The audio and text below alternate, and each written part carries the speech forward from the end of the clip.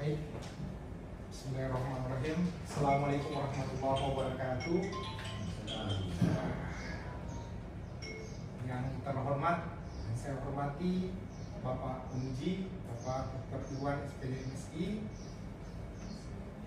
Yang saya hormati Ibu Coach kami, Ibu Agustina SKMSI. Yang saya hormati Ibu Mentor sekaligus Ibu kami, Ibu Sumiati Taek SE. Perkenalkan, saya Alan Budi Prasetya, Jabatan Analis Keuangan Pusat dan Daerah Ahli Pertama, Instansi Badan Pengelola Keuangan dan Aset Daerah, khususnya di bidang akuntansi. Pada kesempatan ini saya ucapkan banyak terima kasih karena sudah disediakan tempat untuk bisa mempresentasikan apa yang menjadi ide-ide saya dalam proses aktualisasi Latsar pada kali ini, yakni terkait dengan optimalisasi rekonsiliasi data keuangan dan aset melalui klinik akuntansi pada BPKAD Kabupaten Banggai. Izin saya minta waktunya sedikit, saya kasih gambaran sedikit saja. Jadi di sini latar belakang. Jadi latar belakang kenapa saya buat ini, ada dasar hukum dan kewajiban. Di mana di sini ada amanat Undang-Undang Nomor 23 Tahun 2014. Apa itu? Bahwa pemerintah daerah wajib menyampaikan laporan pertanggungjawaban keuangan yang transparan dan akuntabel. Kemudian yang kedua, penyusunan LKPD yang akurat dan tepat waktu adalah kewajiban mutlak bagi BPKAD khususnya bidang akuntansi untuk mempertahankan opini wajar tanpa pengecualian dari Badan Pemeriksa Keuangan. Kemudian kita lihat apa sebenarnya yang saat ini sedang terjadi. Ternyata ada 3 kompilasi penyusunan laporan keuangan yang sering terhambat oleh masalah teknis dan koordinasi secara kontemporer. Yang pertama, belum sinkronnya hasil rekonsiliasi data keuangan dan aset, kesalahan penjurnalan di tingkat SKPD, kemudian lambatnya pelaporan dari SKPD. Apa risiko yang ditimbulkan? Menurunnya kualitas laporan keuangan dan mengancam status opini wajar tanpa pengecualian dari Badan Pemeriksa Keuangan. Saya langsung saja. Kemudian di sini kita lihat bahwa isu tadi yang saya angkat di sini apa penyebab isunya? Adanya kompetensi, kurangnya artinya orang-orang yang berkompetensi, mutasi pegawai, artinya perputaran rotasi terhadap pegawai yang mungkin mulai paham tiba-tiba dimutasi. Ada orang baru lagi yang harus belajar dari awal kembali. Kemudian ada budaya akhir tahun, menumpuk pekerjaan dan akhirnya pada akhir tahun terbengkalai. Kemudian integrasi data dan dokumen tidak lengkap. Apa gagasan saya? Gagasan saya ada knowledge sharing, ruang diskusi, kemudian perubahan pola kerja secara proaktif, kemudian integrasi data secara transparan dan digitalisasi arsip. Apa solusi inovatif saya? Saya menyediakan atau menghadirkan klinik akuntansi sebagai wadah konsultasi, update informasi dan integrasi data secara digital. Kita lihat bahwa di sini ada tujuan aktualisasi. Tujuan aktualisasi sini saya ringkas saja. Di sini ada 5 poin, yakni mengembangkan komunikasi efektif, kemudian optimalisasi manajemen waktu, meningkatkan akurasi data dan penguatan administrasi, serta mengimplementasikan nilai-nilai dasar ASN berakhlak dalam tugas jabatan. Kita lihat bahwa di sini ada 4 yang merupakan kegiatan aktualisasi saya, yakni pertama persiapan habituasi, di situ konsultasi dengan mentor, pimpinan dan koordinasi internal dengan tim bidang akuntansi. Kemudian pembuatan klinik akuntansi, pembuatan grup WhatsApp sebagai media komunikasi dan edukasi teknis bagi operator SPD. Selain saya membuat klinik akuntansi ini, saya juga membuat aplikasi. Jadi aplikasi sederhana yang sekiranya itu bisa sebagai wadah koordinasi antar SKPD dengan kita sebagai pelayan untuk berkoordinasi untuk penyusunan laporan keuangan pemerintah daerah. Ini model untuk klinik akuntansi yang bisa diakses. Kemudian pelaksanaannya, kemudian selain itu dari kedua kegiatan tadi ada pembuatan rekon terpadu, kemudian digitalisasi kontrol dokumen. Kita lihat apa capaian tujuan. Jadi hasil kegiatan seluruh rangkaian kegiatan tercapainya secara 100%. Apa itu? Pertama, komunikasi. Kendala teknis penjurnalan operator SKPD dapat terselesaikan secara cepat melalui diskusi secara daring. Yang kedua, efisiensi. Rekonsiliasi kini bekerja lebih terencana dan terkontrol secara berkala. Kemudian transparansi, kelengkapan dokumen setiap SKPD terpantau secara real time melalui dashboard digital. Kemudian kesiapan audit, PCP audit, yakni dokumen pendukung LKPD tertata rapi secara digital. Untuk apa? Untuk mempermudah pada proses audit dari BPK. Kemudian mampu mengimplementasikan nilai-nilai dasar ASN berakhlak dalam pelaksanaan aktualisasi dan mengoptimalkan digitalisasi sebagai bagian dari Smart ASN. Kesimpulannya, yang pertama, di sini ada 3 poin. Yang pertama, aktualisasi mampu meningkatkan kualitas pengelolaan keuangan daerah melalui penguatan koordinasi dan pemanfaatan teknologi informasi. Yang kedua, seluruh tahapan kegiatan telah mengintegrasikan nilai-nilai dasar ASN berakhlak dan Smart ASN. Yang ketiga, inovasi klinik akuntansi mampu menjadi salah satu alternatif solusi bagi pemerintah Kabupaten Banggai Laut, khususnya BPKAD bidang akuntansi, dalam mewujudkan tata kelola pemerintahan yang bersih dan mampu mempertahankan opini wajar tanpa pengecualian dari Badan Pemeriksa Keuangan. Rencana tindak lanjut. Ada 3 poin di sini rencana untuk tindak lanjut. Yang pertama, keberlanjutan klinik akuntansi, menjadikan grup konsultasi sebagai wadah tetap untuk transfer pengetahuan atau knowledge sharing bagi operator baru di setiap SKPD. Kemudian pengembangan sistem, melakukan evaluasi berkala terhadap efektivitas jadwal rekonsiliasi dan sistem monitoring digital untuk penyempurnaan di periode mendatang. Dan yang ketiga, perluasan digitalisasi, mengembangkan pengarsipan digital tidak hanya untuk dokumen pendukung, tetapi untuk seluruh proses penatausahaan keuangan di bidang akuntansi. Kemudian kita lihat di sini poin penting terkait dengan kontribusi terhadap visi misi Kabupaten Banggai Laut. Visi, kita tahu sendiri bahwa mendukung terwujudnya Banggai Laut yang maju, sejahtera dan berbudaya melalui pengelolaan keuangan yang transparan. Dari visi ini ada 5 poin misi atau hal yang harus dilakukan untuk tercapainya visi tersebut. Tetapi keterkaitan dengan aktualisasi saya, di sini ada poin kelima, yakni peningkatan tata kelola pemerintahan. Yang poin pertama, menciptakan sistem komunikasi birokrasi yang efektif dan memangkas hambatan administrasi. Artinya dengan digitalisasi semua bisa lebih ringkas. Kemudian memperkuat sistem kontrol internal dan meminimalisir risiko kehilangan dokumen melalui transformasi digital. Yang terakhir, di sini manfaat bagi penulis, penguatan karakter. Penulis mampu mengintegrasikan nilai berakhlak dalam setiap tahapan pekerjaan. Kemudian pengembangan kompetensi, meningkatkan literasi digital dan kemampuan problem solving, penyelesaian masalah dalam menghadapi kendala teknis akuntansi di lapangan. Dan yang terakhir, profesionalisme, membangun sikap proaktif, responsif dan kolaboratif dalam berkoordinasi dengan berbagai pihak, diantaranya SKPD, pimpinan dan juga rekan kerja. Baik, di sini 2 kalimat terakhir sebelum saya tutup, bahwa data yang akurat adalah awal dari keputusan yang tepat, dan juga inovasi hari ini adalah standar kualitas di masa depan. Terima kasih. Bukan bantu itu, bukan? Ya. Bukan bantu. Saya punya menteri ini saya pertama. Jadi bismillahirrahmanirrahim. Ya, saya gambarkan dulu sedikit saya. Ya. Tadi kan di pemaparan sudah sempat. Ya. Jadi saya gambarkan sedikit bahwa saya punya produk ini klinik akuntansi.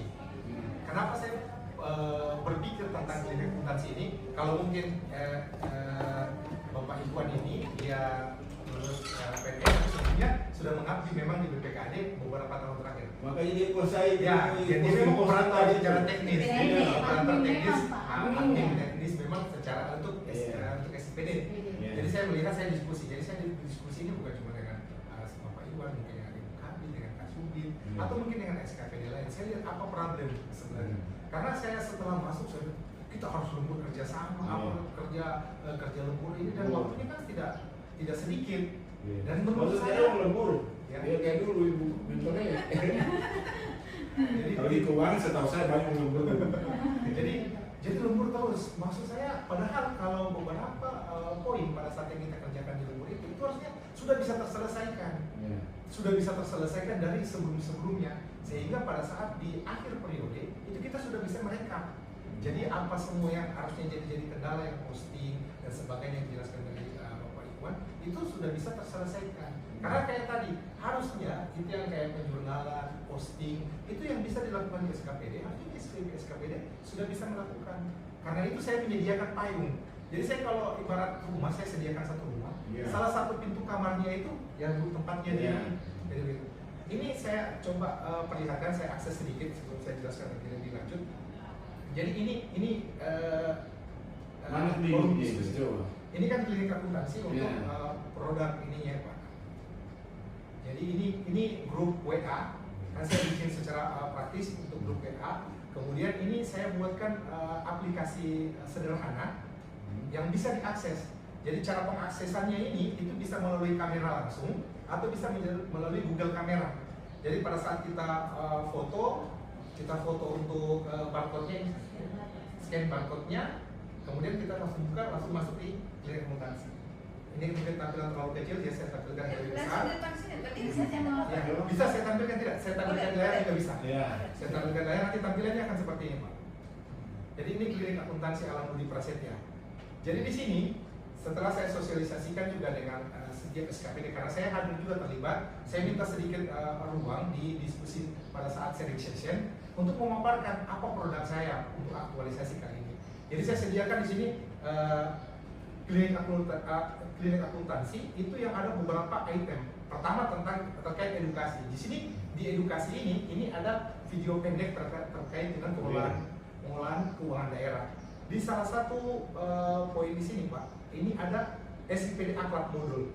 Ini SPD Akhlak modul ini adalah modul dari punyanya Bapak Iwan. Jadi kapan kita klik, kita bisa langsung akses masuk ke klinik punyanya Bapak Iwan.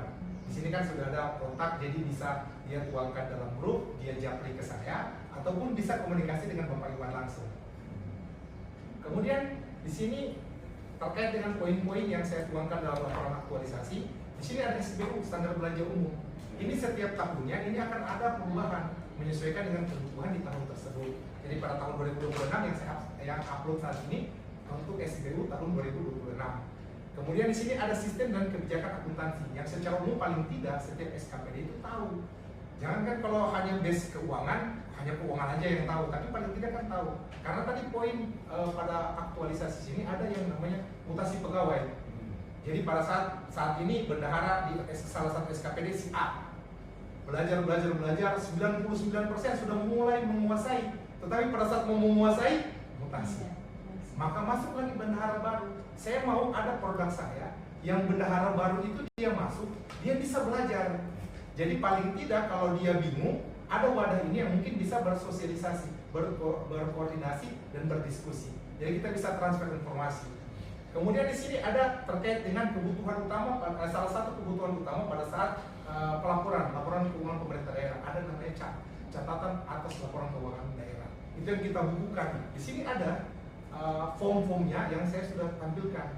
Jadi setiap tahun, untuk setiap form, di situ kan ada untuk tahunnya saya sudah sediakan XXX. Jadi dari setiap SKPD dia ganti nama SKPD-nya, kemudian dia ganti nama tahunnya, dia ganti untuk XX-nya itu ke tahunnya untuk dilaporkan. Ini untuk chartnya. Kemudian terkait dengan aktualisasi yang lain, di sini ada rekonsiliasi. Nah, rekonsiliasi ini kadang-kala menjadi problem utama.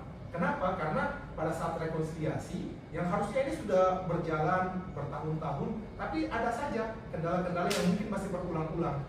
Makanya di rekonsiliasi ini saya memudahkan dengan alternatif digitalisasi.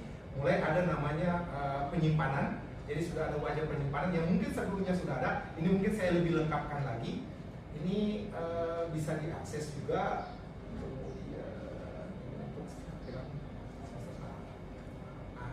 Ini terkait dengan kebutuhan. Jadi kebutuhan apa saja. Jadi sebelum melakukan rekonsiliasi sudah akan dibagikan ke SKPD terkait dengan apa saja kebutuhan yang akan nanti kita rekonkan dalam rekonsiliasi itu. Kemudian rekonsiliasi. Kemudian ini ada untuk tempat akses. Jadi akses dan upload ke SKPD. Jadi ini untuk tempat penyimpanan, jadi sudah terdata di sini masing-masing SKPD.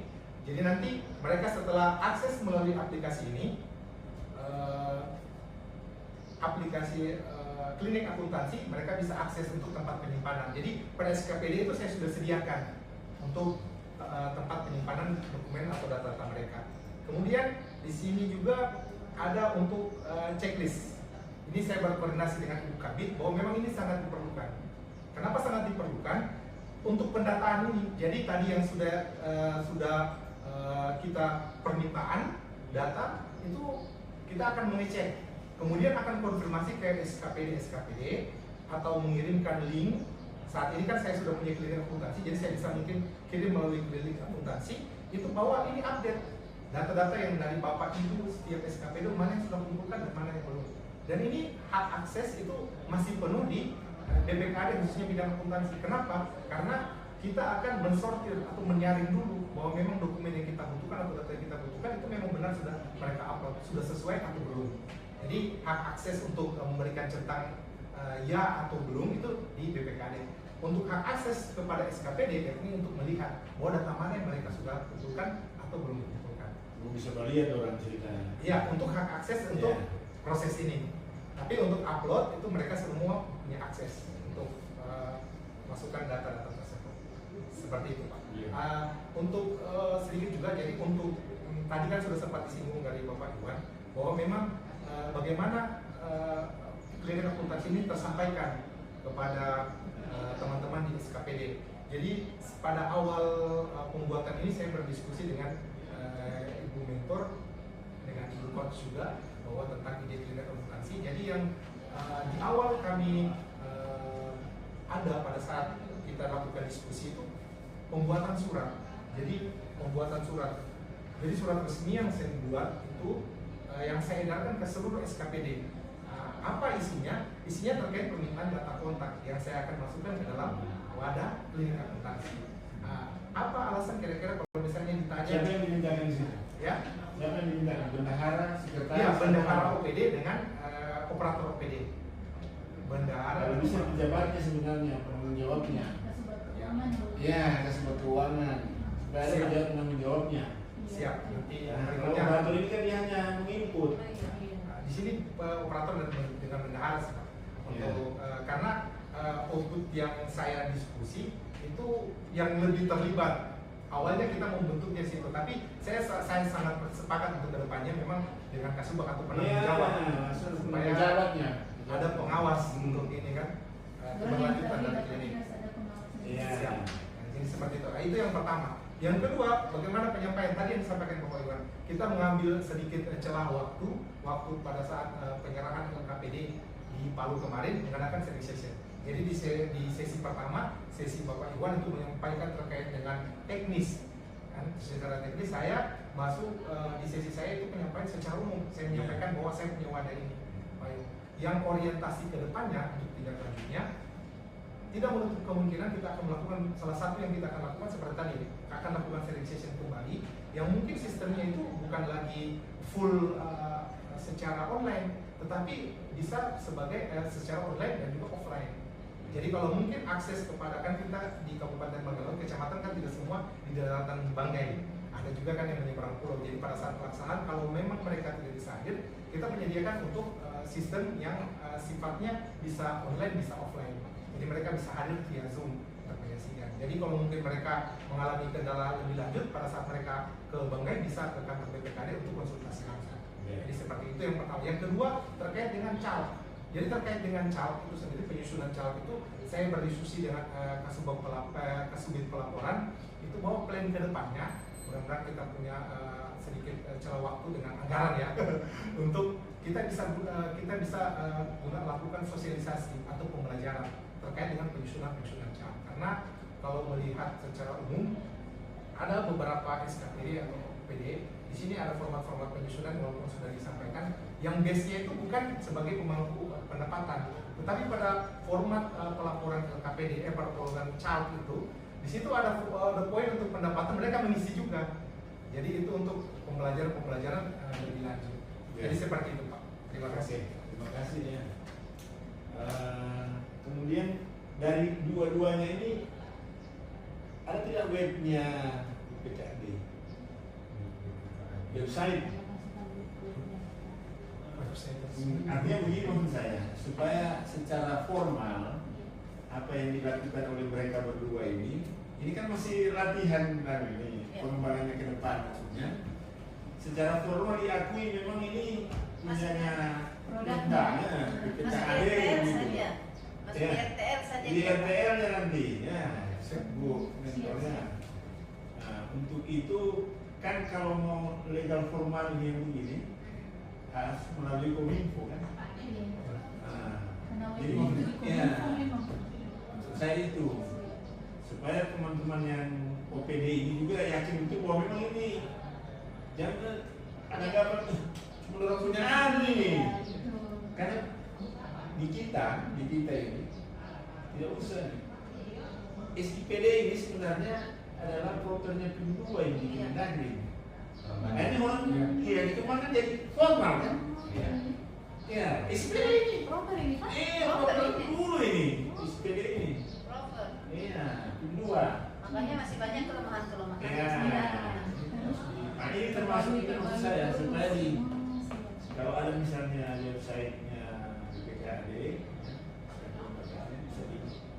Paling tidak juga dia kalau saya sih Pak menguji buatkan dasar hukumnya. Iya. Toh legalitasnya. Iya. Apakah itu nanti legalitasnya kemudian diintegrasi dimasukkan dalam dalam web yang disampaikan tadi Pak penguji. Menurut saya itu masukkan di RTL saja karena kan tidak dikejar ini. Tapi menurut kita berdua ini layaklah. Ya. PIM 4, PIM 3 dia kasih ini. Kalau seandainya belum eselon 3, saya combine saja dua ini sudah jadi aksi perubahan. Iya. Nah, kemudian ini juga Bu mentornya mengenai laporan keuangan OPD. Di sini saya tidak tahu apakah pasti menggunakan PLP ya? Tidak. Atau OPD sudah bisa menyusun sendiri? OPD menyusun sendiri, cuman ada yang sudah paham, ada yang setengah paham, ada yang paham. Jadi itulah makanya Kasubit dari Kasubit penyusun laporan itu agak-agak perlahan, agak-agak juga ini. Misalnya sudah diajarkan tapi datang lagi, datang lagi. Sudah buat sosialisasi juga Pak, cuma masih. Begitu neracanya apa segala macam itu kan? Begitu juga itu ada yang OPD yang menangani pendapatan, ada juga yang tidak. Yang tidak itu masukkan lagi pendapatannya di CAL itu, padahal kan sebenarnya nggak perlu. Jadi ya, Ini sumber daya itu sangat penting di OPD itu. Potensi ke orang ini. Ya, ini usahakan bagaimana nanti OPD itu. Ini kan mereka berdua ini analis keuangan pusat dan daerah. Laporan keuangan OPD itu tidak melibatkan sendiri. iya. Alhamdulillah mereka susun sendiri Pak, cuma ya itu. Walaupun jeda waktu ada, tapi dia bisa selesaikan tuh dia terus terus kan. Di provinsi saya masih banyak menggunakan PLP. Kemudian yang terakhir dari saya bagi keduanya ini ya,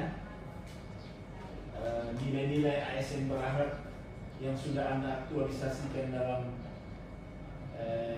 proyek ini, aktualisasi ini, ya, gagasan ini harus tetap ditanamkan dan diimplementasikan selama Anda berkarir di ASN.